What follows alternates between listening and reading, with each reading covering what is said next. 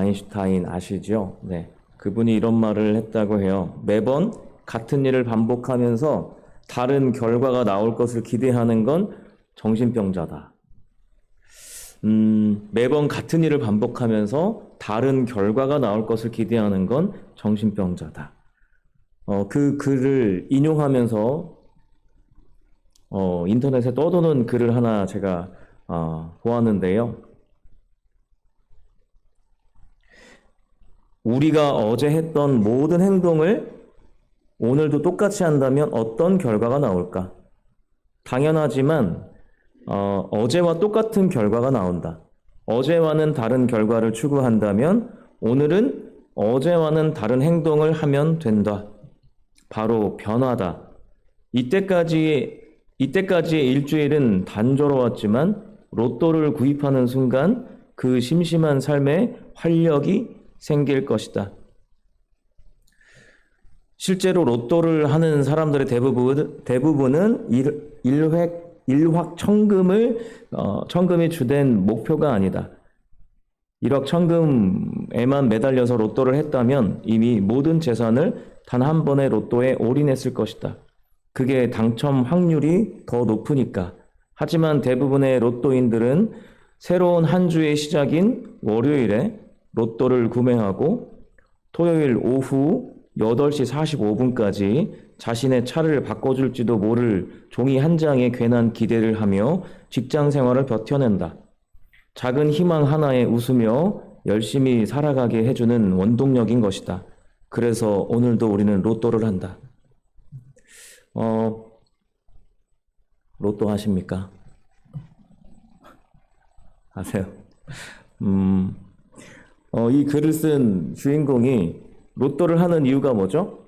적은 돈으로 미래에 대한 소망을 살 수 있기 때문입니다. 적은 돈으로. 그는 이미 행복을 얻었다 그래요. 그래서 로또가 나는 되지 않아도 이미 나는 행복하고 그리고 만약에 되더라도 이것은 대박인 것이다 라는 거죠. 이분의 삶이 지혜롭게 들리시나요? 아니면 어리석게 들리시나요? 여러분의 판단에 맡기겠습니다. 매번 같은 일을 반복하면서 다른 결과가 나올 것을 기대하는 건 정신병자다. 아인슈타인이 이렇게 얘기했죠. 사람은요, 과정 없이 결과를 따려는 욕망을 가지고 있습니다. 아담과 하와가 선악과를 먹었습니다. 이유가 무엇이었죠? 이유는요, 하나님처럼 되고자였습니다. 하나님처럼 되고자. 하나님이 천지를 창조해 놓으셨어요. 그런데 하나님이 천지를 창조해 놓으셨던 그것들을 나도 하나님처럼 되고자. 그렇게 되면 뭐가 되는 거죠? 하나님이 만들어 놓으신 이 창조의 공동 명의자가 될 수 있는 거죠. 자기의 수고나 그런 것도 아무것도 없었지만 내가 하나님처럼 되면 공동 명의자가 되는 거예요. 얼마나 혹한 제안입니까? 이 로또가 말하는 것이 무엇일까요? 일주일간의 행복, 그리고 또 되면 더 대박. 그것이 주는 어떠한 행복감.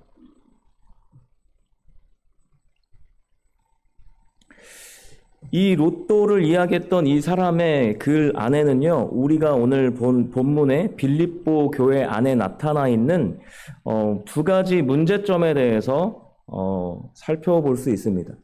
하나는 율법주의이고요, 하나는 영지주의입니다. 원래 뒤에 가면은 물질주의도 나오는데요, 오늘은 이 두 가지만 한번 살펴보려고 합니다. 율법주의라는 것은요, 신앙의 본질을 옳고 그른 것에만 두는 거예요. 하나님께서 율법을 주신 진정한 이유가 무엇인가? 이거는 별로 관심이 없습니다. 하나님이 예수님께서 오셔서 율법에 대해서 다시 한번 말씀해 주셨죠. 이것은 이 율법을 마음으로 지켜야 한다 그럽니다. 마음으로. 이것을 어기는 것보다 중요한 것은 그 마음이 어겼는가라는 거죠. 그런데 이런 것보다도 중요한 것은 그냥 옳고 그름이 전부인 것이 율법주의입니다. 아주 단순한 신앙의 형태인 것이죠. 율법주의는 옳고 그름이라는 이 결과를 통해서요, 신앙의 만족을 얻습니다. 예배에 왔다, 오지 않았다, 순종을 했다, 하지 않았다.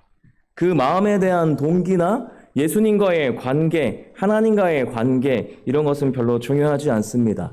했니? 안 했니? 못했니?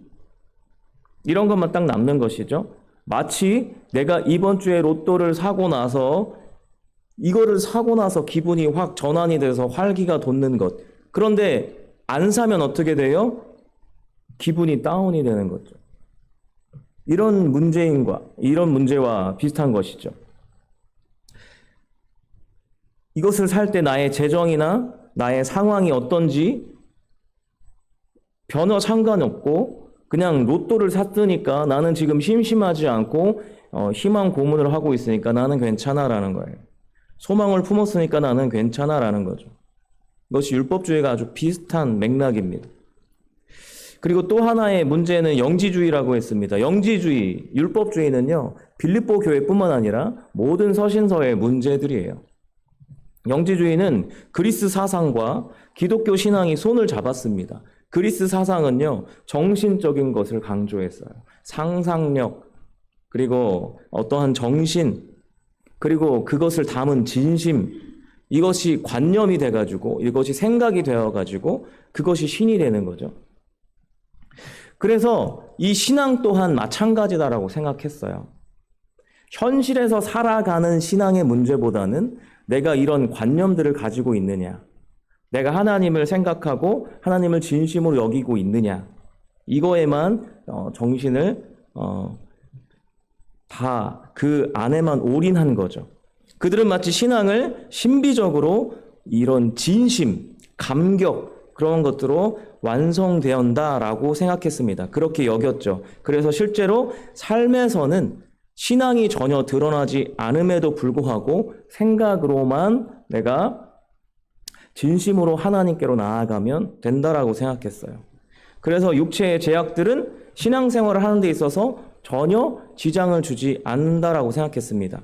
양심의 죄책마저도 사라지는 것이시죠. 그러다 보니까 그리스도인의 순종의 삶, 그리고 예수 그리스도를 닮아가는 섬김의 삶, 헌신의 삶에 대해서는 전혀 관심이 없는 것이죠. 그들의 영향은 악한 인간의 본성에 불을 지피는 효과를 가져왔습니다. 그래서 무슨 짓을 하든 내가 그냥 하나님만 생각하면 되는 거야 라고 생각했어요. 그래서 예배에 감격만 있으면 되는 거야, 그럼 괜찮은 거야 라고 믿음 지상주의자들이 생기게 했던 것이죠. 지금도 이런 믿음의 형태들이 많이 발견됩니다. 그래서 그냥 내 마음대로 살아가다가 하나님을 한번 생각하는 것으로 만족하는 거죠. 정신과 진심과 감격만을, 그 관념만을 나의 신앙이다라고 올인하는 모습입니다. 로또 주의자들이요, 로또를 사면 되든 안 되든 그것이 소망이 되는 것처럼 로또의 본질이 무엇입니까? 이것이 무조건 돼야 되는 거죠. 그런데 되지 않아도 스스로 만족하는 거예요. 그것이 파산의 길을 걷게 할지라도 그냥 스스로 만족하면 된다라고 생각하는 거죠. 이미 결과에 닿았으니까 되었다라는 거예요. 제가 로또 이야기를 하는 것은요, 로또 하시는 분들을 폄하하려는 것이 아니라 이해를 돕기 위해서 하는 것입니다. 정죄하는 것이 아닙니다. 제가 두 가지 이야기를 했습니다. 율법주의와 영지주의입니다. 율법주의. 근데 이 두 가지에는요, 한 가지 공통점이 있습니다. 여러분, 신앙생활은 영과 육이 하나 되어서 전 존재로서 행하는 것입니다. 그래서 우리가 예배하는 것도 우리 육체와 영이 함께 하는 것이죠. 근데 율법주의는 그냥 법만 있는 것이고, 영지주의는 어떠한 생각, 이상, 그것만을 중심에 두고 그것만을 생각하는 거예요. 육체로 표현하는 책임으로부터 도망가 버렸습니다. 내가 그렇게 살아내는 거에서부터는 멀리 도망가 버렸다는 거예요. 쉽게 육체의 과정 없이 내가 어떠한 나의 내면과 이 육체의 이 영과 육이 어떠한 것을 해 나아가는 과정 없이 쉽게 결과를 이뤄내는 거죠. 그래서 신앙생활에 대해서 그냥 생각과 그냥 했다 안 했다의 욕망을 채워버리는 것입니다. 이것으로 다 했다라는 거죠. 그들에 대해서 바울은요, 로마서 16장 17절과 19절에서 이렇게 진단하면서 권면하고 있습니다. 17절부터 19절을 함께 보도록 하겠습니다. 같이 한번 읽을까요? 시작. 형제들아, 내가 너희를 권하노니 너희가 배운 교훈을 거슬러 분쟁을 일으키거나 거치게 하는 자들을 살피고 그들에게서 떠나라.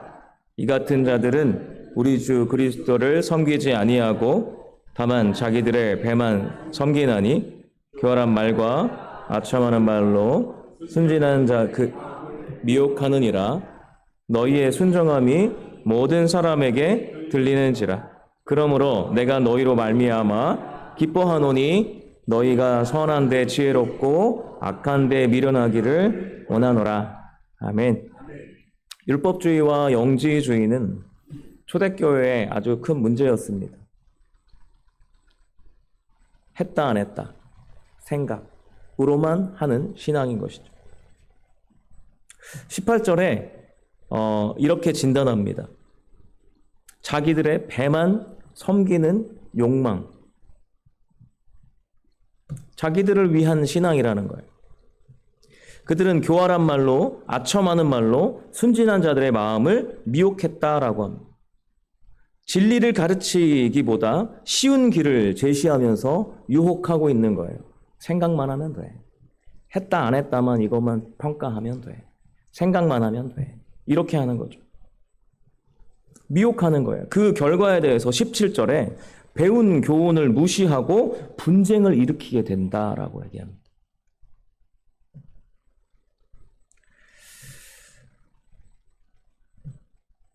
그렇게 되면서 19절에 보시면 그들의 말이 달콤하게 들리게 되는데 그것을 그 미혹에 빠지지 말고 선한데 지혜롭고 악한데 미련하라 라고 권면하고 있어요. 바울은 계속해서 서신서를 통해서 초대교회를 위협하고 있는 유대교회의 율법주의, 했니 안 했니, 그리고 그리스의 영지주의, 관념적으로 생각했니 안 했니, 이거와 맞서 싸웠습니다. 거의 모든 서신서에 이들에 대한 이야기가 등장합니다. 그런데 오늘 본문의 빌립보 교회는요, 바울이 조금 더 남다르게 생각하는 교회예요. 이 교회가 만들어지기 전에 환상을 보고 이제 마게도냐에 갔다가 그곳에서 유럽의 첫 교회인 빌립보 교회를 세우게 됩니다. 먼저 누구를 만나냐면 자주장사 루디아를 만나죠. 그리고 그녀의 집에서 교회를 시작합니다. 그런데 점치는 귀신 들린 여종을 치료하는 것으로 인해서 바울은 잡혀가서 많이 맞습니다. 감옥에 갇힙니다. 그런데 거기서 간수를 하나 만나는데 간수를 구원하는 그런 다양한 경험을 빌립보 교회 안에서 하게 됩니다. 그런데 이때 빌립보 교회는요, 바울이 감옥에 있을 때 바울의 쓸 것을 계속해서 공급해주고 옥바라지를 해줍니다. 그런 그들에게 보내는 바울의 옥중 서신이 빌립보서예요. 여기에는요, 교리적인 내용보다는 그동안 바울은 교리적인 내용을 많이 했지만 이곳에서는 간증적인 이야기랍니다. 그리고 실천적인 이야기들을 주로 다룹니다. 그 이유가 있겠죠. 먼저 누구에게 배웠습니까? 바울에게 그들이 배웠어요. 바울에게 배웠어요. 그런데 그래서 교리적인 내용들은 많이 알고 있다라는 거죠. 근데 무엇이 좀 연약합니까? 바로 간증적이고 실천적인 부분들이었다라는 거죠. 그런데요, 간증하면 뭔가 이 결과적으로 아주 엄청난 일이 일어나거나 멋진 일이 일어났다라는 것을 고백할 것 같잖아요. 그런데 그렇지 않습니다. 내가 누구를 막 전도했는데 사람들이 막 몰려오더라, 이런 얘기를 하지 않았습니다. 1장에 보시면, 빌립보서 1장에 보시면 감옥과 고난에 대한 이야기를 합니다. 그리고 2장에 보시면 성도의 겸손에 대해서 이야기합니다. 그리고 3장에서 우리가 본 오늘 3장에서는 이단에 대한 경고를 이야기합니다. 그리고 4장에서는 화평하라라고 권면하고 마칩니다. 간증과 실천적인 내용치고는 좀 밍숭맹숭한 느낌이 드는 것이죠.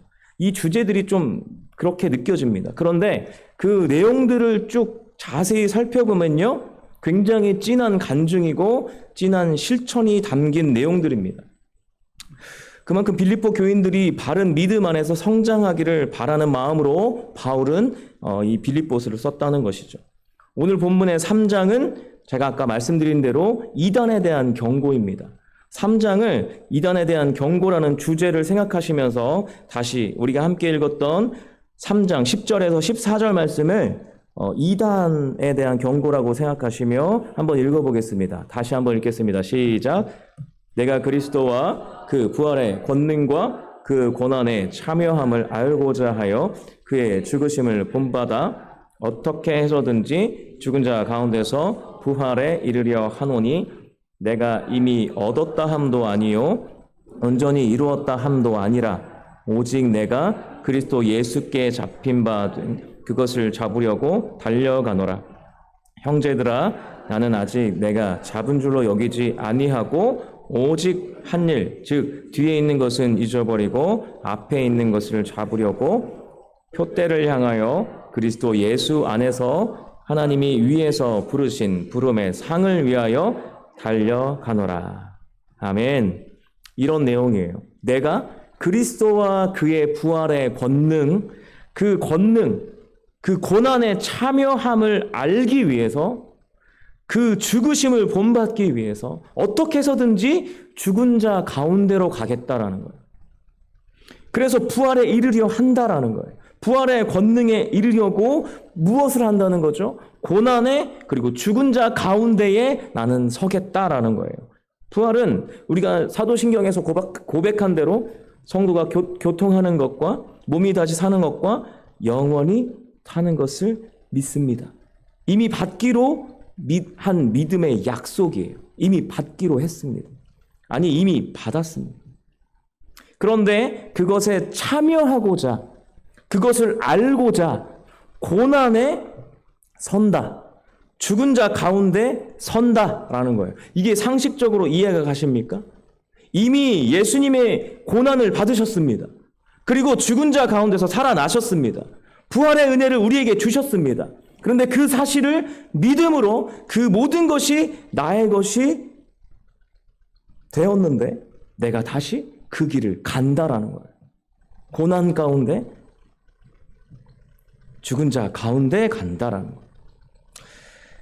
그러면서 12, 13, 14절에서 이미 그것을 나는 얻은 것인데도, 온전히 이루은 것인데도, 오직 그리스도 예수께 잡힌 바 된 것인데도 그것을 나는 다시 잡으려고 더 달려간다라고 합니다.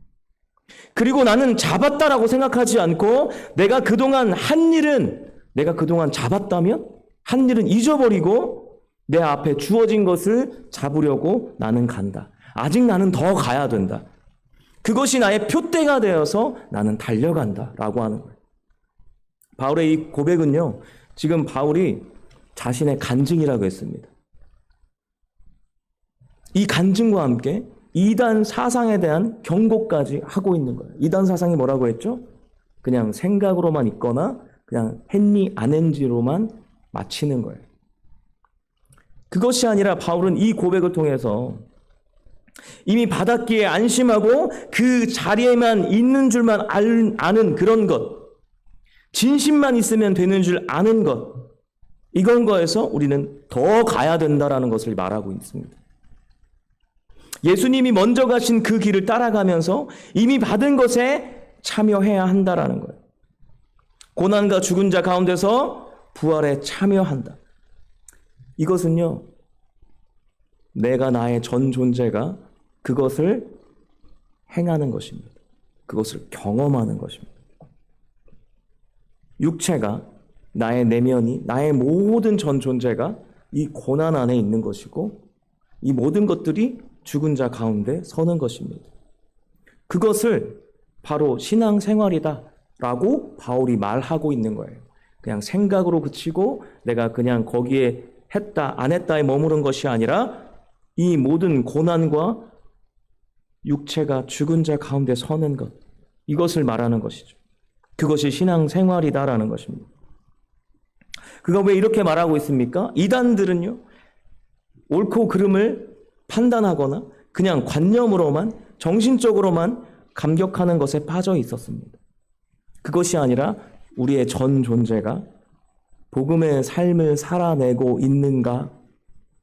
게다가 이것이 한 번으로 끝나는 것이 아니라 내가 한 번 느꼈으면 또 다시 그것을 잡기 위해서 또 나아가고 또 경험하고 또 계속해서 그것을 취하는 거예요. 그것을 어떻게까지 이야기하냐면 나는 그것을 잊어버렸다라고까지 이야기합니다. 다시 더 앞으로 나아가야 하기 때문에 예수님께서 이 상을 향해서 먼저 모든 이들을 구원하는 그 길을 걸어가셨고 나도 그 길을 걷는다. 예수 그리스도의 삶을 체험한다라는 거예요. 경험한다. 나의 전 존재가. 이것이 나의 간증이다라는 것입니다. 무엇입니까? 직접 살아보는 것이다라는 거예요. 사명의 길을 걸어간다라는 것입니다. 빌립보 교인들아 너희도 이 길을 직접 살아보라 라는 것입니다. 빌립보 교인들도 아마 이 이야기를 들으면서 충격적이었을 것입니다. 바울의 옆에서 그들은 옥바라지를 해보았습니다. 얼마나 두려웠을까요? 이것이 신앙생활이라고? 이렇게 사는 것이? 이런 고난이? 죽은 자를 살리는 이 복음을 증거하는 이 삶을 우리가 살아야 한다고? 그러나 그 편지를 읽고 용기를 얻는 이들도 분명히 있었을 것입니다.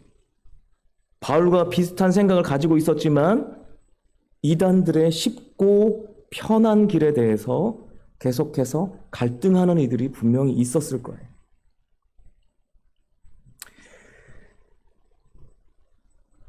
바울은요, 실제로 그 길을 걸었습니다. 그 길 위에서 기뻐했고, 자족했고, 주 안에서 풍성한 은혜를 누리기도 했습니다. 바울의 고백입니다. 빌립보서 4장 12절에서 13절 말씀, 우리 다 잘 아는 말씀인데요. 바울이 이런 고백을 한 이유, 우리가 본 말씀의 이유입니다. 빌립보서 4장 12절 13절 같이 한번 읽어볼까요? 시작.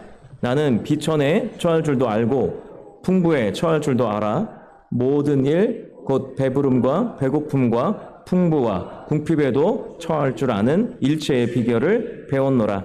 내게 능력 주시는 자 안에서 내가 모든 것을 할 수 있느니라. 아멘. 비천에 처할 줄 알고 풍부에 처할 줄도 알아서 일체의 비결을 그 경험을 알게 되었다. 내게 능력 주시는 자 안에서 내가 모든 것을 할 수 있다. 그는 고난과 죽은 자 가운데 서서 이 모든 것을 경험했고 그 안에서 내게 능력 주시는 자 안에서 내가 모든 경험을 이겨낼 수 있다라는 사실을 발견했고 그것을 신앙 고백으로 드러내고 있는 것입니다. 그가 능력 주시는 자 안에서 나에게 능력 주신 자 안에서 내가 그분의 길을 걸어갔더니 나에게 일체의 비결을 주셨더라라는 거예요.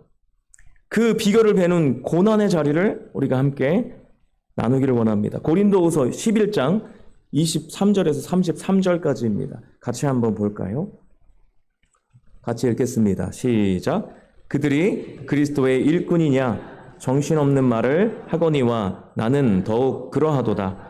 내가 수고를 넘치도록 하고 옥에 갇히기도 더 많이 하고 매도 수없이 맞고 여러 번 죽을 뻔하였으니 유대인들에게 40에서 하나 감암매를 5번 맞았으며 3번 태장으로 맞고 1번 돌로 맞고 3번 파산하고 일주일을 깊은 바다에서 지냈으며 여러 번 여행하면서 강의 위험과 강도의 위험과 동족의 위험과 이방인의 위험과 시내의 위험과 광야의 위험과 바다의 위험과 거짓 형제 중의 위험을 당하고 또 수고하며 애쓰고 여러 번 자지 못하고 줄이며 목마르고 여러 번 굶고 춥고 헐벗었노라.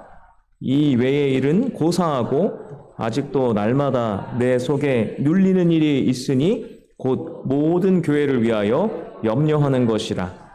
누가 약하면 내가 약하지 아니하며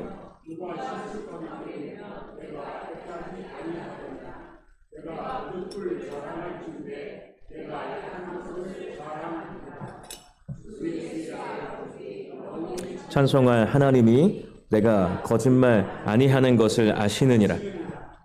다메섹에서 아레다 왕의 고관이 나를 잡으려고 다메섹 성을 지켰으나 나는 광주를 타고 들창문으로 성벽을 내려가 그 손에서 벗어났노라. 아멘. 이것이 그의 경험입니다. 신앙 생활입니다. 옥에 갇히고 맞고 위험해 잠도 못 자고 줄이고 굶고 춥고 헐벗고 교회를 위해서 염려하고 약해지고 그것이 또 자신은 자랑이라 여기고 또 들창문을 통해서 도망가기도 하고 바울은 지금 무엇 때문에 이런 일을 당했습니까? 신앙 생활을 하는 것입니다. 신앙 생활이 무엇입니까? 예수 그리스도의 복음 안에서 사는 것입니다. 이것이 죽은 자 가운데서 선 자의 고난이다라는 거예요. 바울의 고백대로의 삶입니다. 그런데 그 안에서 나는 능력 주시는 자 안을 발견했고 일체의 비결을 배웠다라는 거예요. 경험하지 않으면, 체험하지 않으면 그 능력 주시는 자 안에서 나타나는 일체의 비결은 나타날 수 없습니다. 예수님을 따르는 삶에 나타나는 육체적 수고는요, 무조건 따라온다라는 거예요. 그러나 그 안에서 일체의 비결을 우리는 배울 수 있습니다. 그런데 바울이 고린도 후서에서 이 고백을 한 분명한 이유가 있습니다.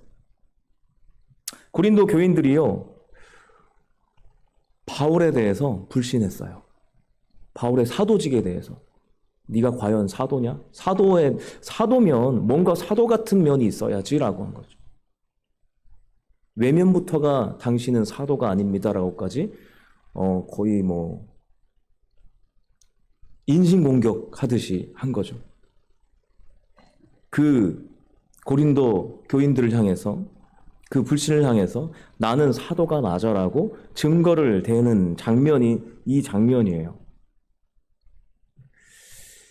예수님께 직접 사명을 받은 사도라고 하면 뭔가 대단한 이야기. 당신이 사도 맞아요? 네, 사도 맞아요. 그러면서 이야기할 것이 뭔가 대단한 것이 나올 것 같은데, 멋진 이야기가 나올 것 같은데, 바울의 이야기는 너무나 초라합니다. 갇혔고, 맞고, 죽을 뻔하고, 염려하고, 창문을 넘어서 도망가고, 내가 그 모든 것들을 육체적인 고난을 경험하였다. 이게 무엇을 의미하는 걸까요? 바울은 우리 3장 17절에 보시면 그냥 눈으로 살짝 보시기 바랍니다. 형제들아 너희는 함께 나를 본받으라고 이야기합니다. 이게 어떤 의미인지 아십니까?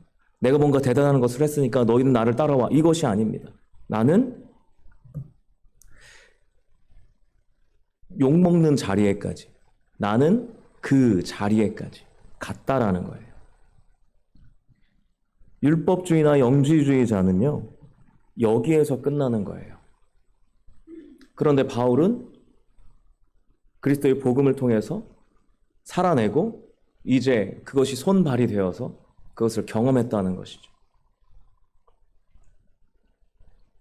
그 자리에까지 갔다라는 것입니다. 근데 그 자리는 어떤 자리입니까? 영광스러운 자리인가요? 아니요. 욕바지입니다. 동네 북이 되는 거예요. 동네 북. 이것이 사도에 대한 증거다라는 거예요. 그러면서 그 안에는 이런 뜻도 내포되어 있겠죠? 내가 사도가 아니라면 미쳤다고 내가 이 짓을 하고 있을까? 내가 사도니까 이 짓을 하고 있는 것이다.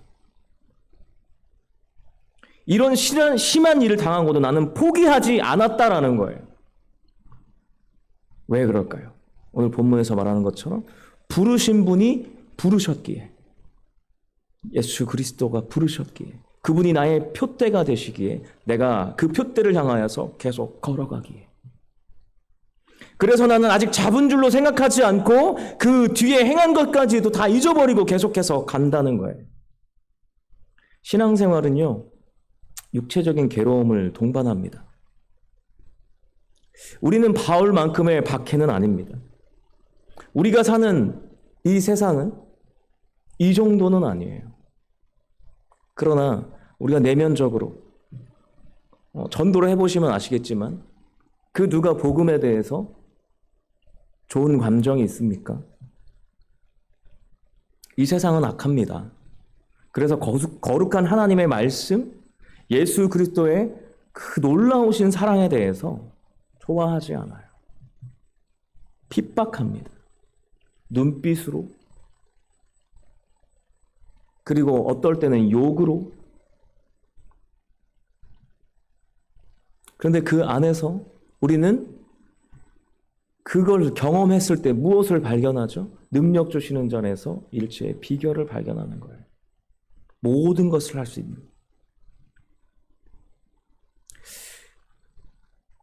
교회를 다닌다는 쉬운 것이 아닙니다.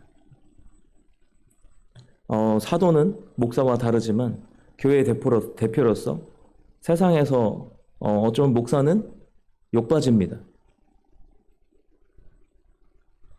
많은 일들을 통해서도 그렇지만 그냥 목사를 싫어합니다.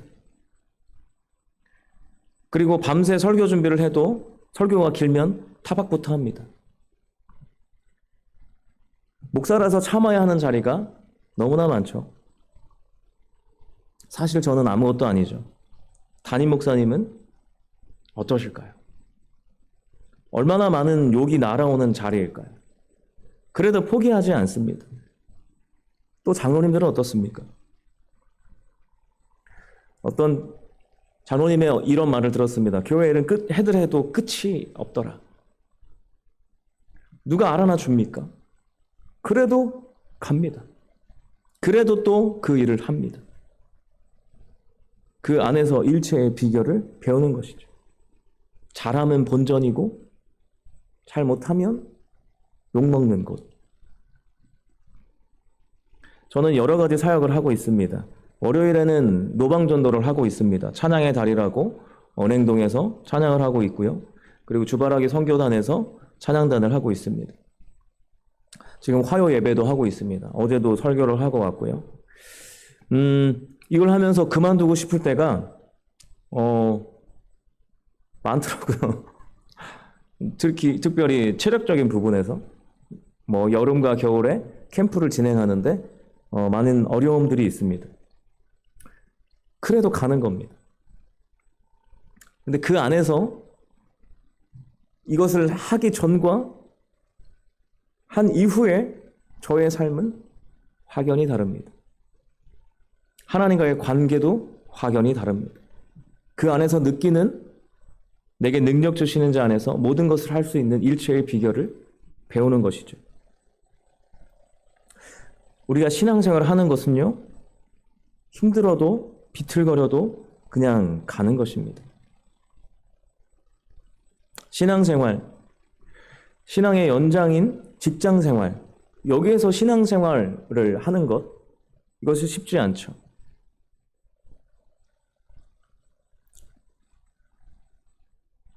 우리가 신앙이 더 깊이 들어갈 때 여러 가지 일들이 일어납니다. 여러 가지 상황들이 드러납니다. 성경에서요, 하나님께서 그 사람을 부르실 때와 또 그 사람과의 관계를 더 돈독하게 하실 때 그 사람에게 나타나는 현상들이 있죠. 안타깝게도 어려움입니다. 그 어려움과 그 어려움 속에서 하나님과의 깊은 관계로 들어가는 그런 일들이 말씀을 통해서 많이 우리는 마주하고 있죠. 그런데 우리 실상에서 어떻습니까? 왜 이렇게까지 해야 될까? 그냥 예배만 드리면 안 될까? 왜 교사를 해야 되는가? 왜 성가대를 할까? 왜 전도를 나가야 되는가? 왜 순종하라 하는가? 왜 화를 내지 않으려고 참는가?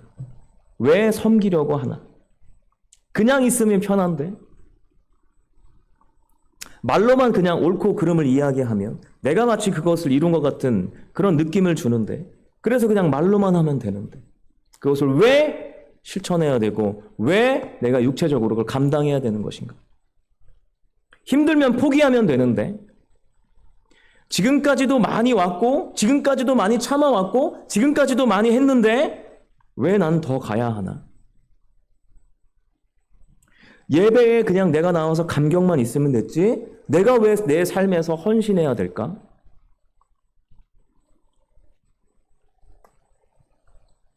우리 안에 왜 이런 마음들이 들어오는 걸까요?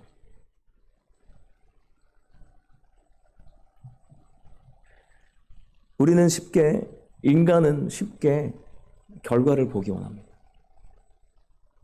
내가 하나님을 믿었으니 하나님이 나를 초월적으로 어마어마한 수준의 믿음의 사람으로 세워주기를 원합니다. 그러나 하나님은요, 이 현실 속에 역사하시는 분이십니다. 하나님이 내 수준 그대로의 현실에서 나를 부르십니다. 지금 현실은 나는 너무 싫은데 그 불만스러운 현실 속에 하나님께서 찾아오셔서 나와 함께 일하심으로 그 안에서 내가 능력 주시는 자 안에서 일체의 비결을 배우는 그 길로 가게 하는 것이죠. 그것이 바로 거룩한 삶의 제물입니다. 로마서 12장 1절을 같이 한번 읽도록 하겠습니다. 시작. 그러므로 형제들아 내가 하나님의 모든 자비하심으로 너희를 권하노니 너희 몸을 하나님이 기뻐하시는 거룩한 산 제물로 드리라. 이는 너희가 드릴 영적 예배니라. 아멘. 하나님이 기뻐하시는 거룩한 산 제물이 무엇입니까? 그 영적 예배란 것이 무엇입니까? 사는 것을 드리는 것입니다. 사는 삶입니다. 삶을 바치라는 것입니다. 삶의 예배입니다. 그것은 우리의 경험이고 우리의 체험인 것이죠. 몸으로 예배하라. 전 존재로 드리는 삶의 예배, 그 예배를 하나님께서 기뻐 받으십니다. 오늘 말씀의 제목이요, 이미 주어진 내일에서 사는 지금입니다. 뭔가 제가 지금까지 말씀드렸던 것과 일맥상통하지 않은 것 같은데요. 여러분, 구원의 시제는 세 가지 시제가 있습니다.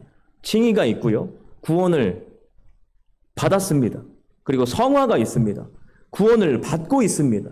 그리고 영화가 있습니다. 구원을 받을 것입니다.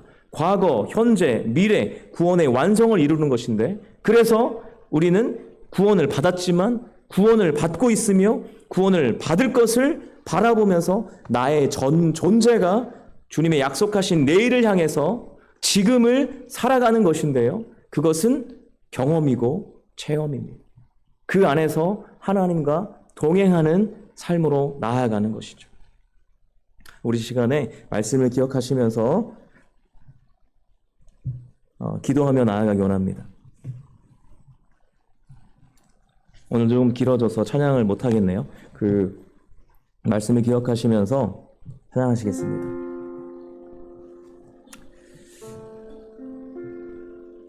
하나님, 우리 가운데 연약함이 있습니다. 우리 가운데 하나님과 동행하는 그 삶, 그리고 예수 그리스도를 닮아가는 그 삶, 그 삶을 우리가 바라볼 때 두려움이 있습니다.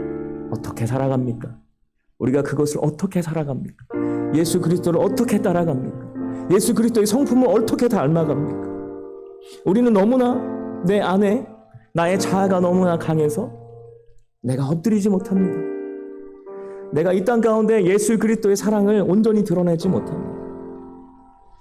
그래서 그냥 우리의 생각에 머물러 있었고, 내가 한다 안 한다에 그냥 내 생각으로 그냥 머물러 있었던 때가 얼마나 많은지요. 주님, 다시 한번 우리 말씀을 통하여서 우리가 그것을 살아낼 수 있게 하여 주시옵소서. 하나님, 우리가 그 삶을 살아낼 수 있도록 도와주시옵소서. 내게 능력 주시는 자 안에서 내가 모든 일체의 비결을 배웠노라라고 바울의 그 고백을, 그 당당한 고백이 우리의 삶의 고백이 되어질 수 있도록 하나님이 인도하여 주시옵소서라고 이 시간 주여 한번 간절히 부르짖고 기도하며 나아가기 원합니다. 함께 기도하시겠습니다. 주여.